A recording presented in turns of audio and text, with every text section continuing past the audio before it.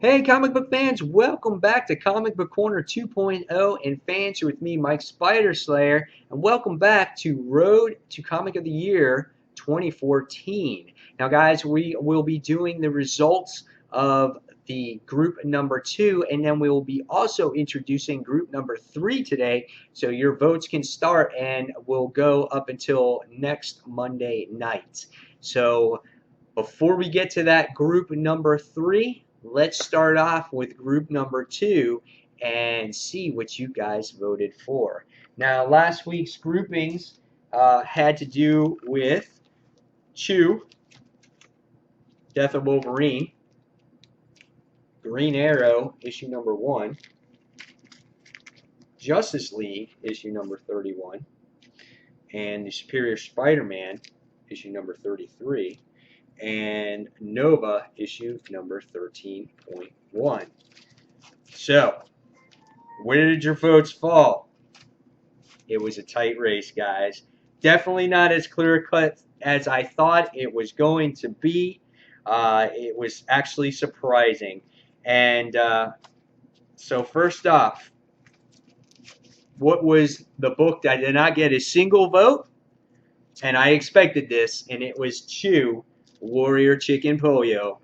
So, sorry, Mr. Pollo. No one probably read you this year, but at least you got nominated, or at least you were in my number 1 pick for a week. So, sorry, Chew.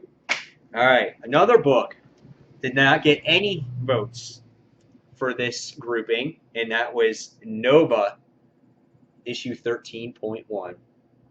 You kind of see it. Probably a slow week in comic books. This one I'm getting my number 1 pick, so obviously not nomination material, so I get it. Sorry, Mr. Sam Alexander. Maybe some people are wishing that Richard Rider would come back.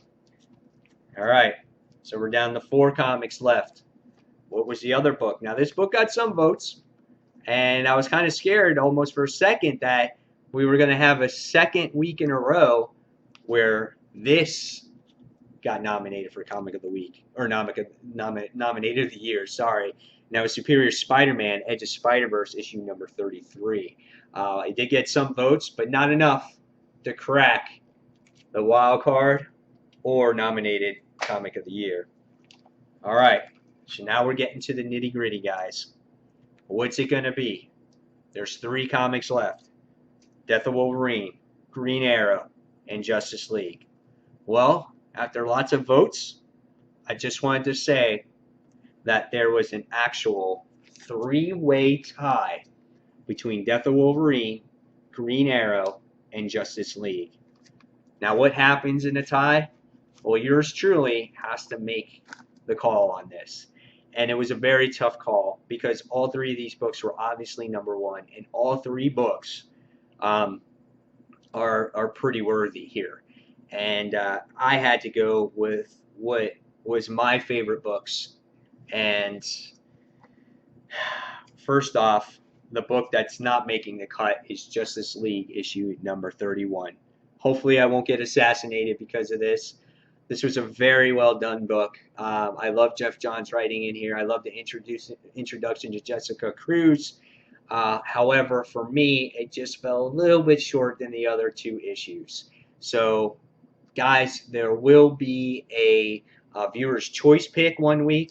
Maybe this might be your pick, so we'll see. All right, next. What got the nod for Comic of the Year? And it was a tough decision. It had to go with someone's issue that was an end of a run, who did a phenomenal job, that resurrected a series. And then I had to go with a character that was in the process of being killed off. And a writer that, in my opinion, has possible nomination of Writer of the Year categories. So this was a very hard decision for me. But the winner and nominated Comic of the Year goes to Death of Wolverine issue number 2. I thought the artwork was phenomenal in this issue. I thought it was very well done. This really sets the tone of the Death of Wolverine story. I thought Charles Soule did a very great job at introducing characters in Wolverine's life in this issue. I thought it was so well done. It was one of my favorite issues that I read all year, and I had to give this one that nod to get nominated for Comic of the Year. So obviously now what comes in second place is Green Arrow, issue number 1. This will go into the wild card round with Miles Morales number 1, and you guys will get to vote to see if that still gets nominated for Comic of the Year. So hopefully you guys don't kill me on that.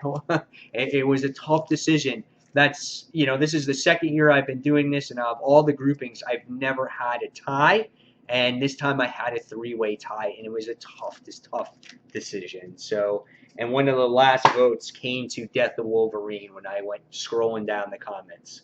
So, yeah, guys, every vote counts. So now let's go on to grouping number 3 and see which books you want nominated for Comic of the Year going into next week.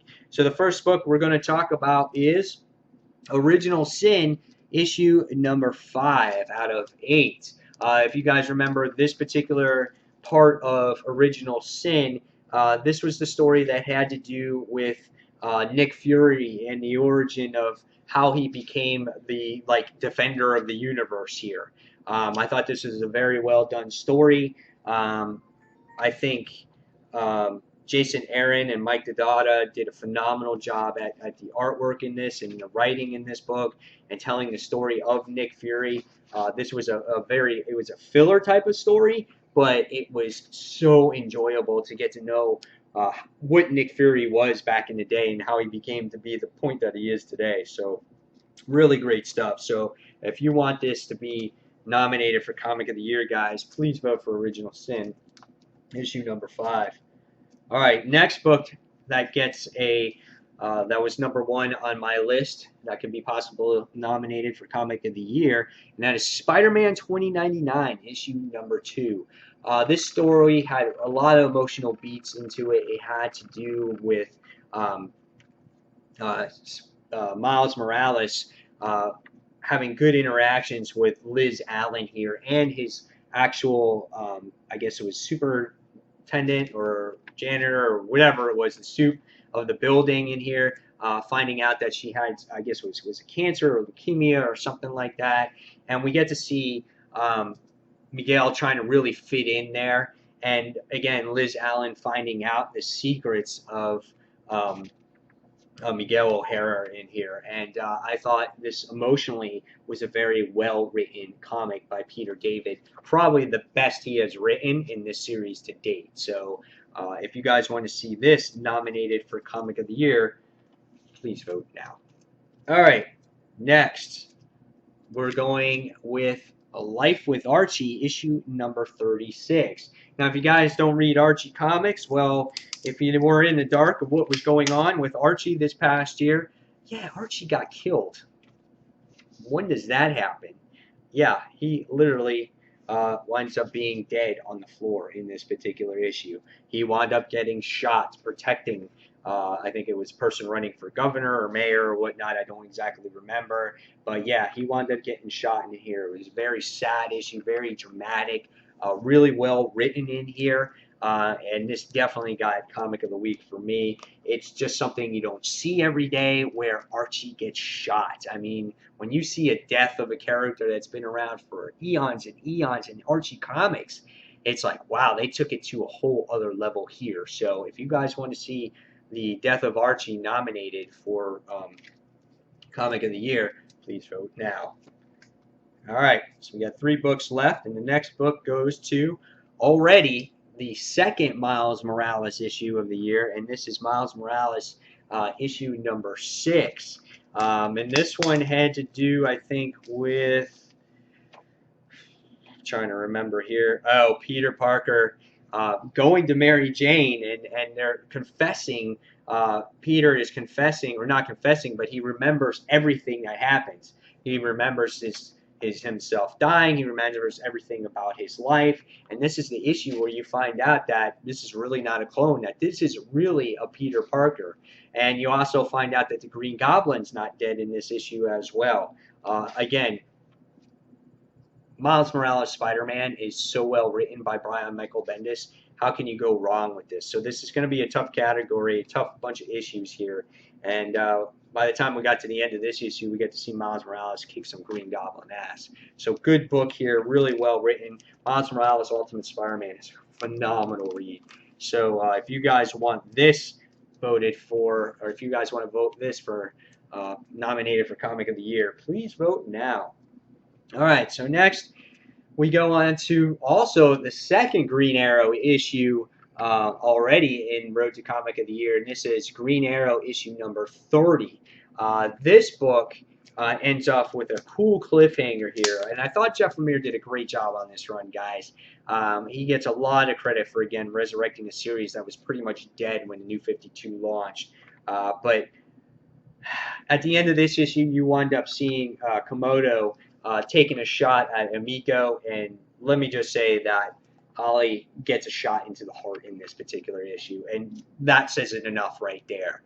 This was a phenomenal read, and this was continued that whole Outsiders war that was going on, book number 5, and really enjoyed this issue. So if you guys want to vote for this book, please vote now. All right, so moving forward to the very last book in grouping number 3, and that goes to Dennis Hopeless, underrated Avengers Undercover. This book is canceled now. They are no longer making Avengers Undercover. But when this series was launched, this very first issue, I thought it was very well done. It was very well written. It had to do a lot with Murder World and what happened there. And I thought they did a phenomenal job. I thought Dennis Hopeless did a phenomenal job at reintroducing the characters in the series and letting you know what happened in the last series. So as a new reader, you totally got what was going on here. I thought artwork was phenomenal in this series. I was always a huge fan of Avengers Academy, Avengers Undercover, and Murder World, that whole thing that was going on in there. Again, very well done issue. I thought the series was pretty good until the last few issues there. But if you guys want to vote for Avengers Undercover, which I'm assuming probably won't get any votes, but if you want to vote for Avengers Undercover, please put that vote there now. So guys, there you have it. There is the grouping for this week, group number 3. You've seen the results for group number 2. And guys, leave me your comments below on what you thought of group number 2 results. And also, please vote for group number 3. I had a great turnout for the last grouping. I want this to continue to grow and to evolve. And really, every single vote counts. So guys, thank you for watching Road to Comic of the Year 2014. And until the next comic book review, this is Mike Spider Slayer signing off. Take care, fans. See you soon. Bye.